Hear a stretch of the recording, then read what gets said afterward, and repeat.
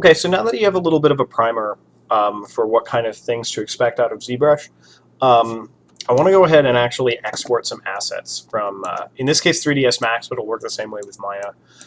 So I've got this wall asset and I've got this floor asset. Now they're both 400 by 400, and I have the pivot point set at exactly the floor, so I have it in the back at the bottom on one side. Um, Now that's useful, but you don't have to do that. Um, we'll discuss in a separate lesson why that is something that is relevant to do. But so I'm going to go ahead and I'm going to export my floor. And I'm exporting it as an OBJ. Um, so I'm going to export my wall as well. Export selected. I already had them there before, but just to talk about this, you actually don't have to export the materials. You don't have to export for creating a material library. I do export coordinates, normals, smoothing groups. You can select to optimize vertex, normals, texture coordinates. It probably won't change it, but you can turn those off if you're getting any weird artifacts. Okay, and so let's go into ZBrush.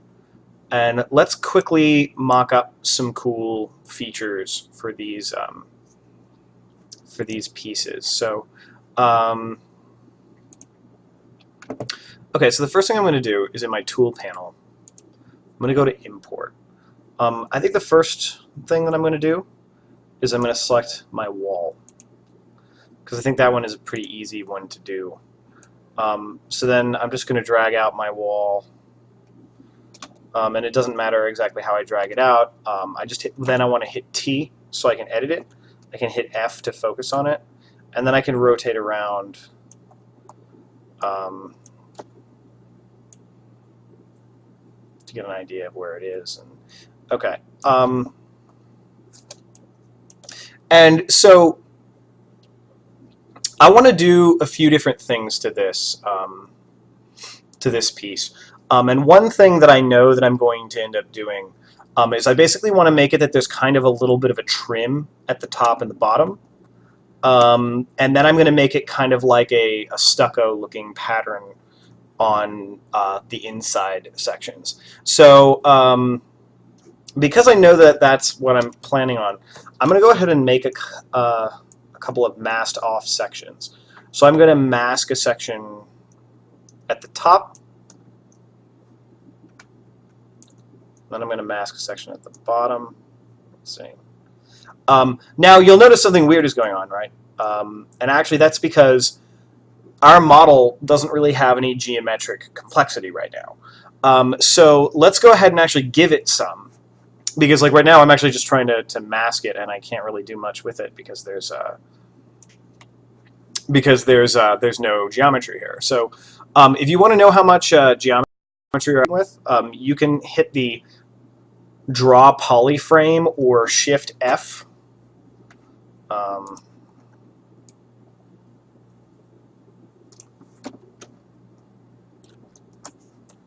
Yeah, so if we turn on draw polyframe,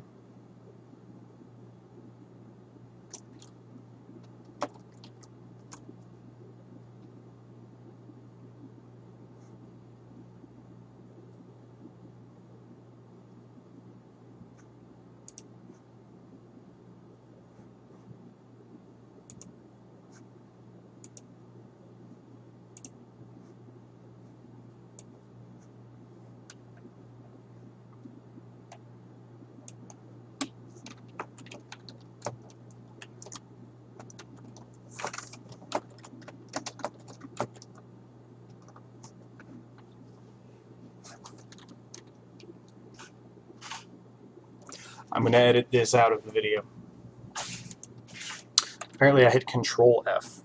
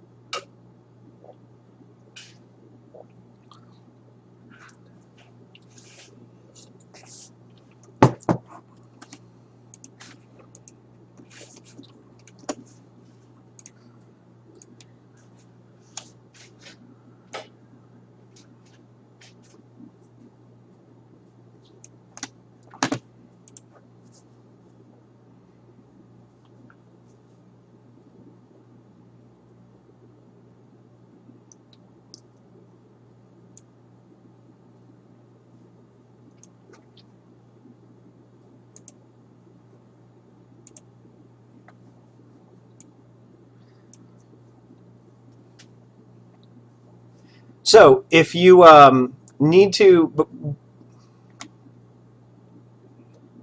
before we do anything more with this model, we're going to need to add some geometric details to it.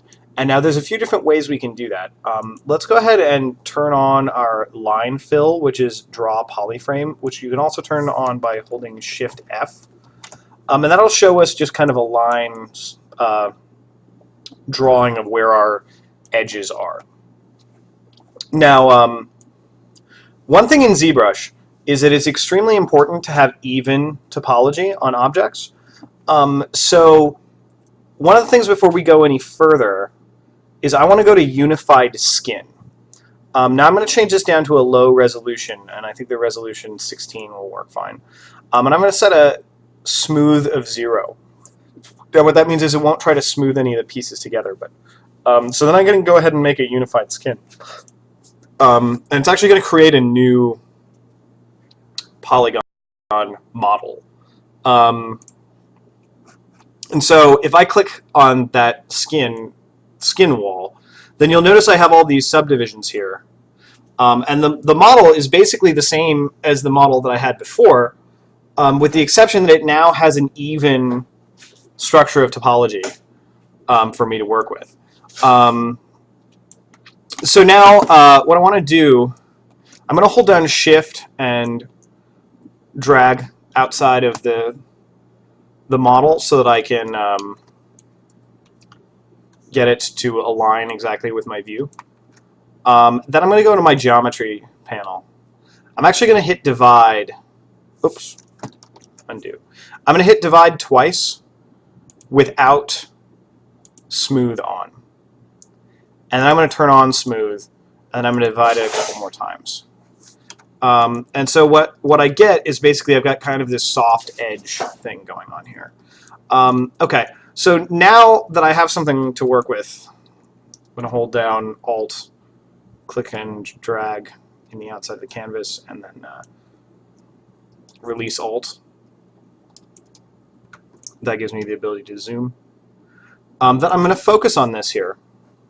And actually, I'm going to probably divide this a few more times, just a couple more, so that I really have like a good sampling. And then what I'm going to do is, because I know that I want to have my masking on my top and my bottom layers, I'm going to go ahead and draw out a mask that basically just cuts off a little bit at the top and cuts off a larger section at the bottom. And then I'm going to start sculpting some details into this middle section. So first of all, I want to kind of figure out what it is that the shape is that I'm going to try to be creating. So right now I'm going to rely entirely on existing brushes and alphas. So there's this cool alpha here that is alpha 22, and it has some neat effects. Alpha 20 also might be useful. Alpha 15. So let's go ahead and experiment a little bit with this. So I'm going to take alpha 22 and I have my standard brush. Now, so I've got the drag dot on right now, and I don't want that. So what I'm going to do is I'm going to switch from drag dot to dots. And yeah, okay, that looks a little intense. So I'm going to hold down U, and I'm going to adjust my Z intensity to be much, much less. And then I'm going to hold down S. I'm going to adjust the size. Oops, I switched to the blob brush. Jump back to standard. Okay, so I'm going to make some kind of like craggy looking surfaces here. And I'm, if you were using a tablet pen, you could just basically make these shapes. But so So I'm going to adjust the size a few times and go through and make a few of these different types of details.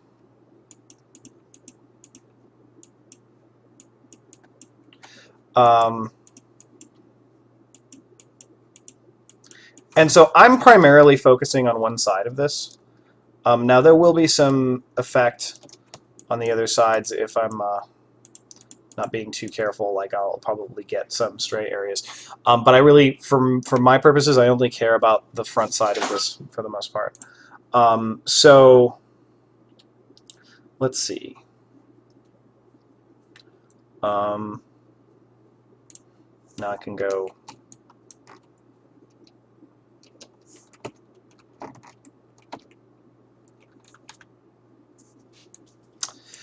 So actually, one thing that's worth noting is while I'm here, so I accidentally hit the B key on the keyboard. So if you hit B, it brings up the brush option, and then if you start typing in the name of a brush, it'll show you that brush. So if I do ST, for example, it'll bring back the standard brush.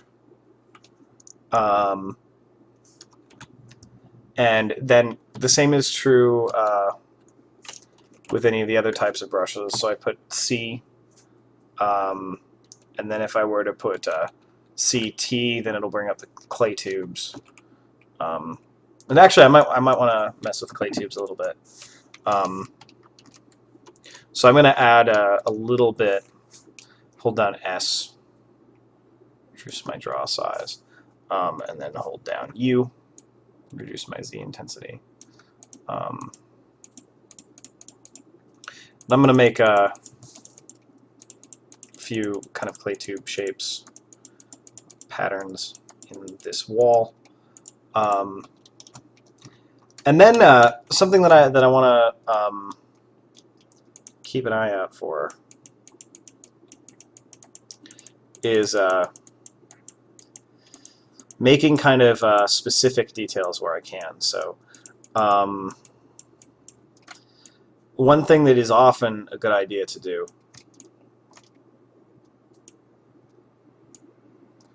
is make sort of like an edge wear or a kind of like damage on the edges of surfaces. And so I'm actually probably going to reduce my brush size tremendously. So if you want to undo things, you can hit Control Z a few times. So I'm going to hold down S, reduce my draw size. And then rather than switching to Z sub, I'm just going to hold down Alt. And I'm actually going to increase my intensity a little bit with the smaller brush.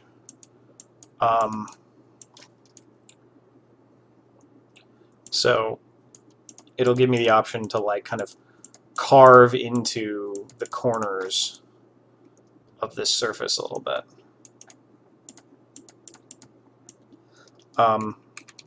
Actually, I might want to make it even more intense. I could probably increase the size a tiny bit.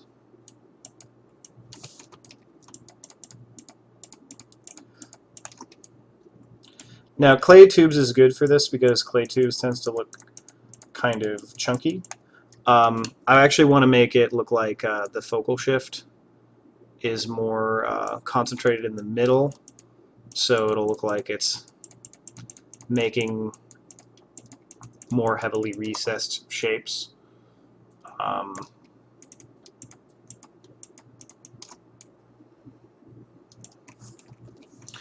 Okay. Then I'm going to go over to the other side. I'm going to kind of do a similar process. Just making some edge wear here.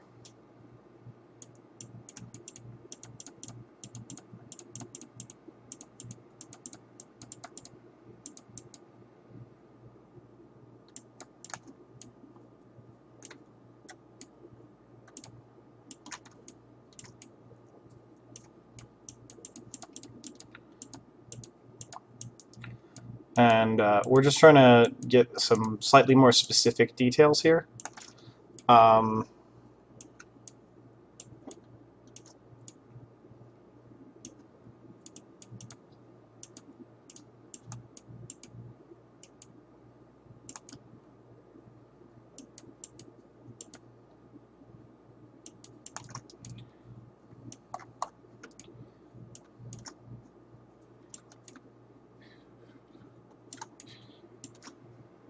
Okay, and then in the wall generally, I'm hitting F so that I can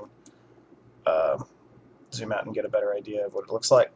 Then I can go in and I can also make some cuts into the actual wall too, and try to break things up, make more detailed surfaces. And I mean, it's so like I could do a lot of different things with this, but I sort of want to move on to the next phases of pieces here. So I'm actually going to switch my focus here to looking at the top and the bottom for a moment. So I'm going to go ahead and I'm going to hit Control, and I'm going to click here.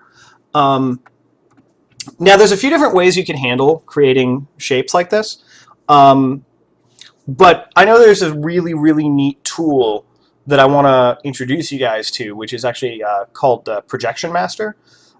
So I'm going to make some of these details using Projection Master, and then we'll go through and we'll make a little bit of an adjustment. So with my wall here, I'm going to go to Projection Master, which is just this button here at the top left. Now I'm making sure it's really important. I'm going to cancel this out for a second. It's really important that you have the object viewed from the right angle when you're using Projection Master. So I'm going to hold down Shift and rotate until I get the view that I want. What's good about when you're rotating, if you click in the canvas, and by the way, you can also click anywhere that's outside of the actual visual range, so you always have access to the canvas even if you're zoomed all the way in. But then if you hold down Shift while you're rotating, you can get it aligned correctly. So I'm going to go ahead. One thing that we need to do, just to be careful, because there's a little bit of a bug in Projection Master. I don't know actually if it's a bug or if it's intended functionality, but so what we need to do, we need to go to Display Properties, and I'm going to click Double-Sided. And then for my Projection Master, I'm going to go in. I'm not going to use colors. I'm going to select Double-Sided. I'm going to check Deformation, and I'm going to uncheck Fade. Now, Projection Master is a way of making details that you can use to kind of like project across an entire surface, and you can do things where you can basically create lines, and those lines will create additional deformation, and you can do some really, really cool stuff with that. So basically what you do is you hit Drop Now, and then it'll drop it into like a 2D mode where you can use Projection Master. And if you're ever confused about what these options do, note that it actually displays feedback as you check and uncheck options to show you what things will look like when you do Projection Master. So, okay, so I'm going to go ahead and drop that in. And then what I want to do is I actually want to change the stroke here to something that works a little bit better for me. So rather than selecting dots, I'm going to select this line option. And what the line does is it basically allows you to drag out an exact line. And what's really, really cool is you can actually hold down Shift and it will actually axis a line as well. But that's not even the coolest part about it, because then you can actually adjust aspects of the surface that you just made by changing options while you have this stroke that you made. So I just made this stroke here. I can go ahead and switch to the Move tool, and then I can actually move it around. So if I put it in the wrong place or something, I can actually easily get that corrected. I can switch to the Scale tool.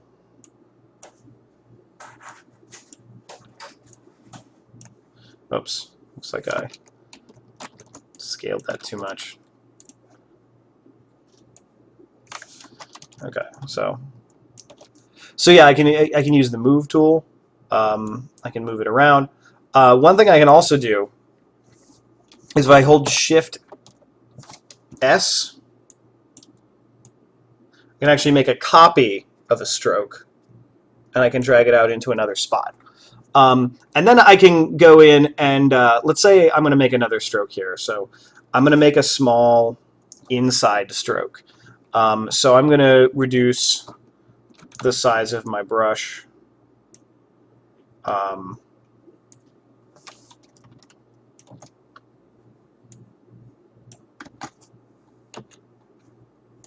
So switch back to the draw panel. Then I'm going to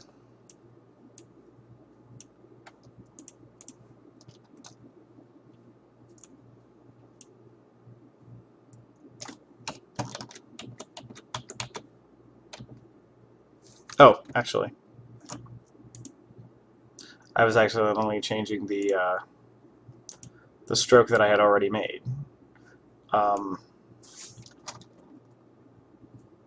So let me go ahead and move that around. And so one thing that you got to keep an eye out is, like, so if I want to set this stroke on top of this other stroke, I've got to give it a higher Z intensity than the stroke it's moving on to. But okay, so let me go ahead and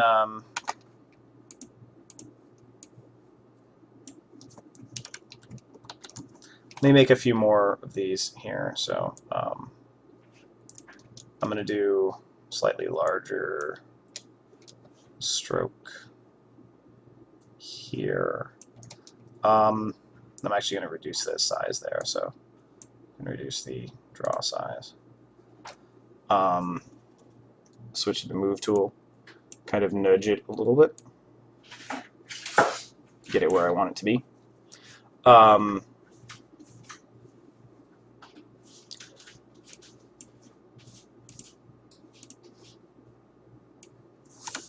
And then make one more stroke here. Maybe make a slightly bigger stroke over at the bottom.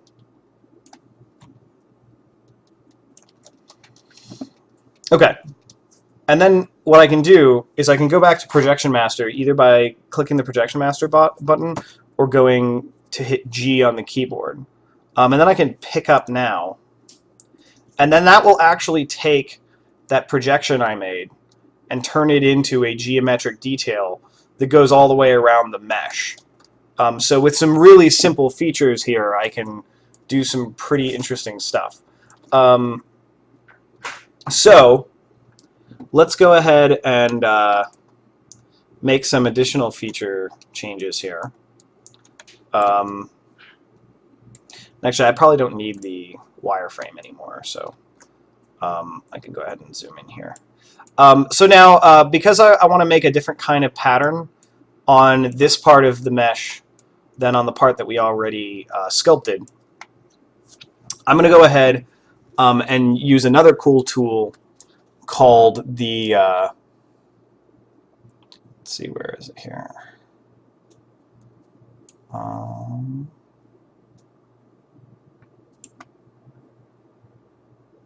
So we're looking for a tool called Noisemaker.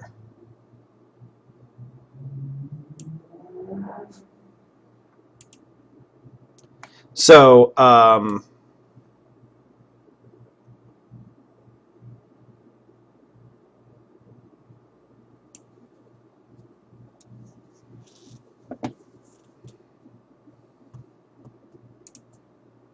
there we go. Okay, so it's under Surface. So what I'm going to do is I'm going to go, so there's a Lightbox Noisemaker, but I can go ahead and I can make a noisy effect on the surface by clicking on Noise. Now, this is going to open up a preview window here.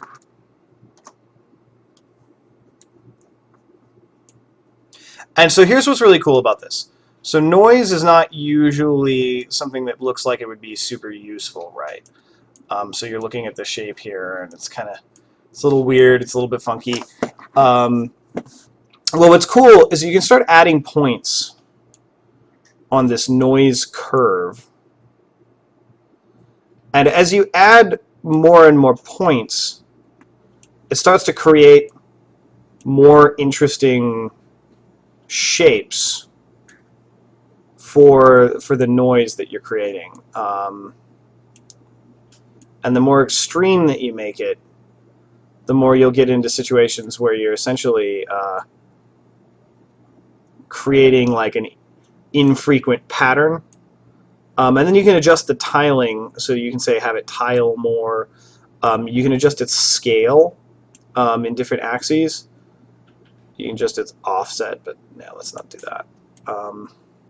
Then it also has things like focal shift, so because it's kind of like blending, fading it the way that you would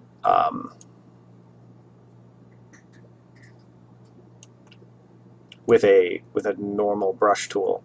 And so I'm gonna see here what it is that I want to do, because basically what I'm trying to go for is something that sort of looks like cracks.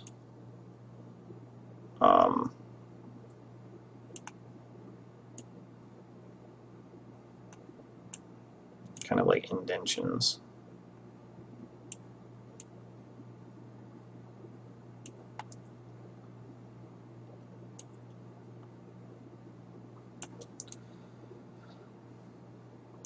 And I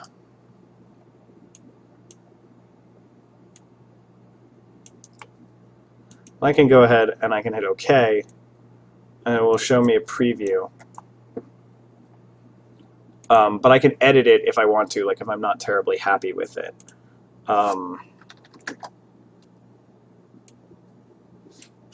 So like I think that maybe to some degree this is not exactly what I was hoping for, so then we go ahead and hit OK. We can preview it, and then we can apply it to the mesh. And then it creates kind of this noisy texture.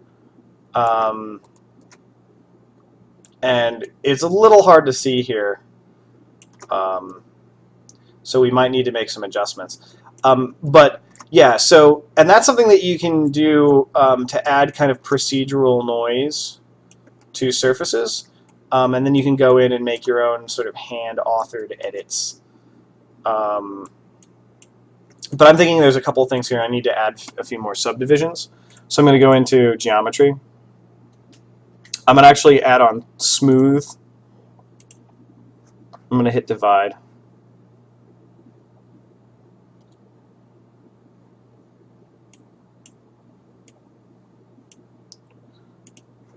Okay, and then actually, so I can go in, and then like, so for some of these things, I think that actually the subdividing it further will not fix some of this faceting. So what I might want to do, so I might want to change my to my smooth tool. So I'm going to use the standard brush. Then make sure I'm using my smooth brush.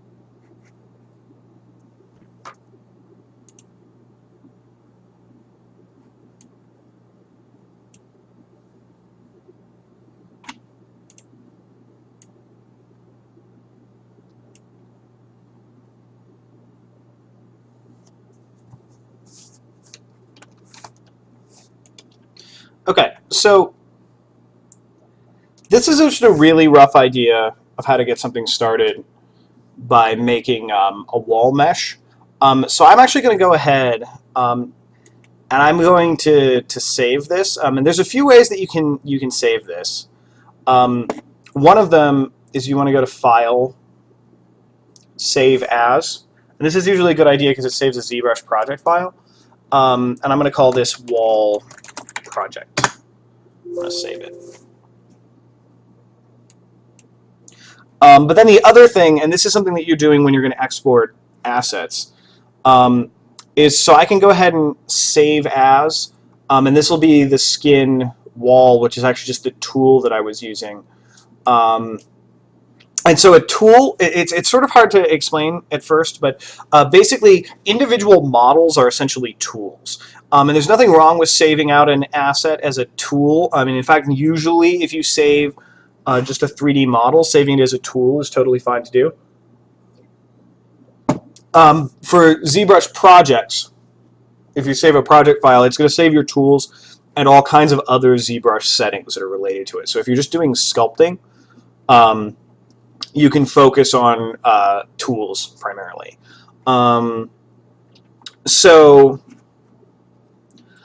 But then when you're all done with this, you can actually export your model. So I can make this, for example, I can make it wall high poly. And I can save that out. And then I can use it for projecting normal maps in the future. So I can actually use this to project a normal map directly onto the wall that we have, which I will go through shortly. But okay, so then, so that's my wall piece. So I'm going to go ahead and start on the floor piece next.